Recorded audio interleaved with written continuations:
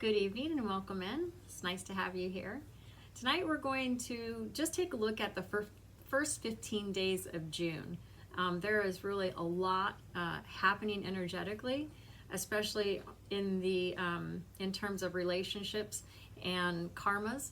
And so I just thought we would take a look at what's happening all the way up through the 15th, and hopefully I'll have time towards the end of the month to do another one. Because it does get interesting after the 15th as well. But I'm just going to take you up to and through. I'm just going to do a really short recap of what we talked about in the new moon video, of kind of where we are right now going in to June tomorrow. So right now we have Gemini. The sun is in Gemini. Yeah, the sun is in Gemini. And so I'm going to use the major arcana cards just to kind of explain a little bit of the energies. And so the sun card is about those things that bring us joy, that support us, that give us happiness. And then the lovers, hopefully I'm covering the right spots here. And then the lovers card is the card that represents Gemini in the major arcana. And it used to be called the choice in tarot, now it's called the lovers. But it always indicates a soul bond relationship, and you'll have many of those in your life. It could be an intimate relationship that this brings up for you, romantic, but it doesn't have to be, because we have soul bonds with many of the people that we come so that we can learn together with them. But it also, for me, the lovers indicates the masculine and feminine energies that are within us, and it's about balancing that dichotomy, as Gemini is known to be, ruled by the twins. The twins are male and female. They're both those energies within us that have to be harmonized in order for us to harmonize with those people that are around us. Because what you can't harmonize within yourself is then very difficult to harmonize with anyone else. Also, what we have happening in the sign of Gemini, this first part of the month, the Wheel of Fortune stays in Gemini. And the Wheel of Fortune is, for me, the card of karma.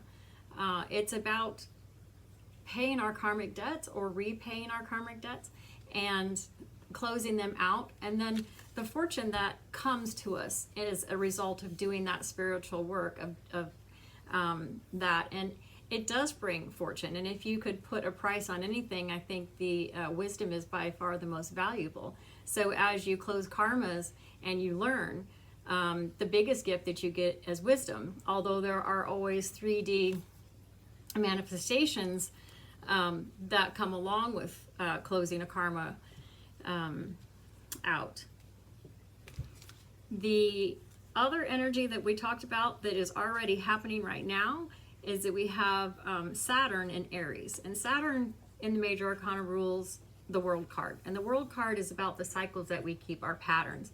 Some of them serve us, some of them do not, but it's sort of like as the world turns.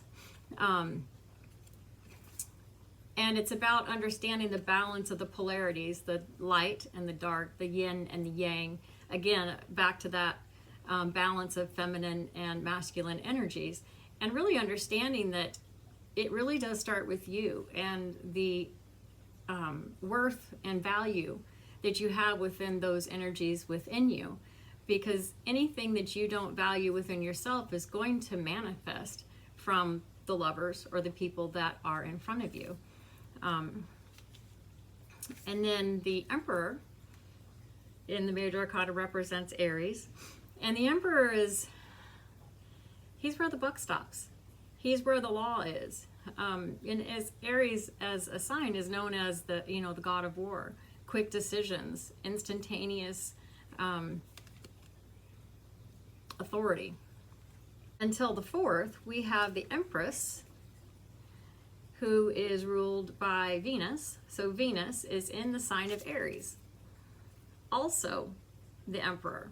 So we also have the masculine and feminine energies of the major arcana in the divine masculine and the divine feminine forms.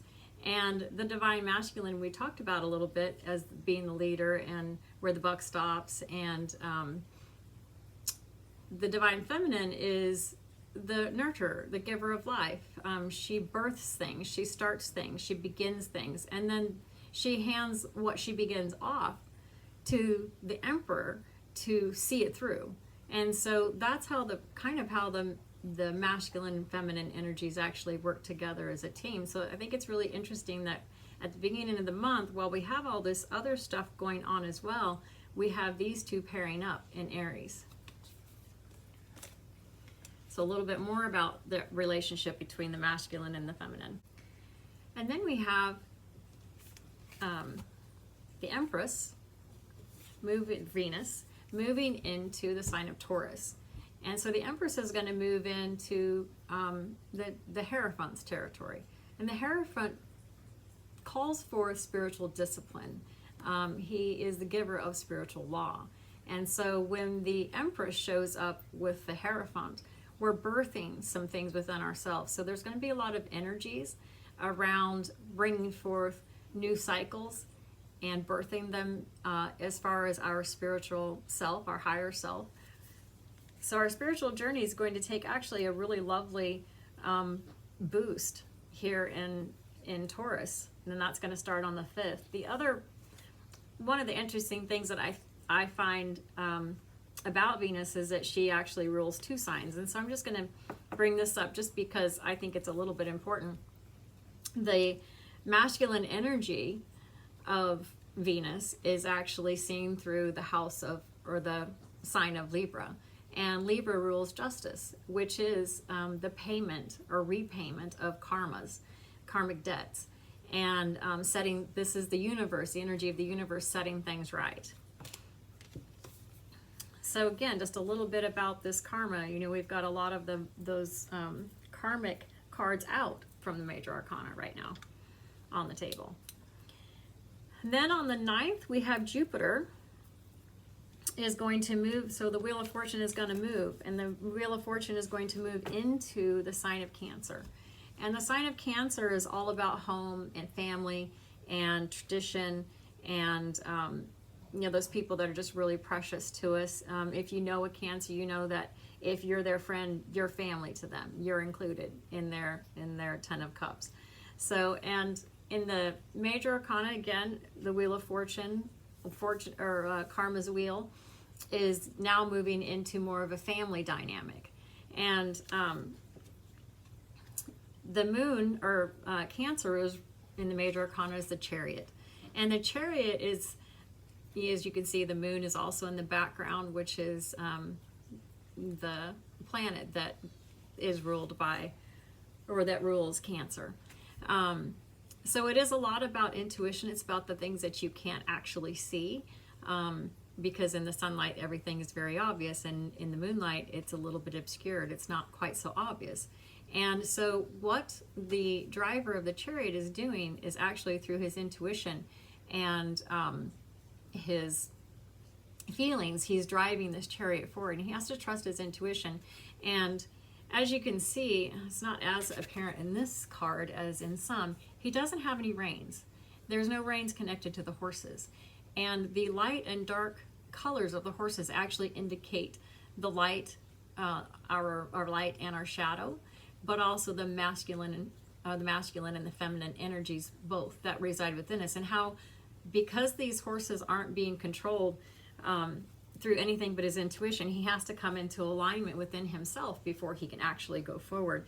So in order to close out some of those karmas that may be there with other people, especially when it comes to family, this is going to bring a lot of energy to do that, because the Chariot is the fastest moving energy in the deck, in the major arcana. Once the Chariot gets lined out and has a plan, it goes forward. It's going to war. It's not going to dally on its way. So, and then on the 11th, we have the full moon. So the full moon is going to be in the sign of Sagittarius. In the major arcana, the sign of Sagittarius rules the Temperance card. And Temperance is about alchemizing. It's about taking the energies within us and balancing them, and then actively taking that balance outside of us and balancing the energies that are outside of us as well. So it's not just about balancing that which is within us, it's also about balancing those against those around us or with those around us. And as you can see, she has 2 cups, and this one has water in it, and she's pouring the water into this cauldron. And the water always represents in cards love, those things that we love. And then the fire represents her passionate energies, because she's ruled by fire, temperances. And so it's about using the 2 energies together, fire and water. They, just that is opposites, but balancing them and bringing them into alignment. And the moon in the major arcana is ruled by the high priestess. And the high priestess, in this deck, so her hand is hiding a little bit. And she is the seat of our intuition. She always knows what is important to do, but she's silent. She's quiet. She's sitting. She's not actively giving you this information. In fact, there's something that she's hiding there. And so a lot of times what's best to do, she's not going to tell you. You will have to actively go and seek it out. And that's really a beautiful place for temperance to be, where is in that moon energy. Because in temperance, you go and find out. It's an active card of healing. It's an active card of going and seeking out the information that is necessary in order to go forward in alignment with your intuition, because your intuition is always giving you information about what would be best in your life. So I hope that helps. This is going to be a month that has a lot to do with communicating with those that we have relationships with. Gemini and rules the art of communication, and about taking ideas and thought forms outside of ourselves. So I think we've got some really beautiful energies present to get a lot done this month, even if it's only some things that you do within yourself. The energy to move outside of yourself is very high. There's a lot of masculine energy, which masculine energy is always about action, taking action, moving forward and doing something, where feminine energy is about introspecting and receiving and internalizing the energies and going inside to find out how you feel. So, but there's a lot of energy on the board right now to do all of those things between now and the 15th. So I wish you all the best luck. Namaste.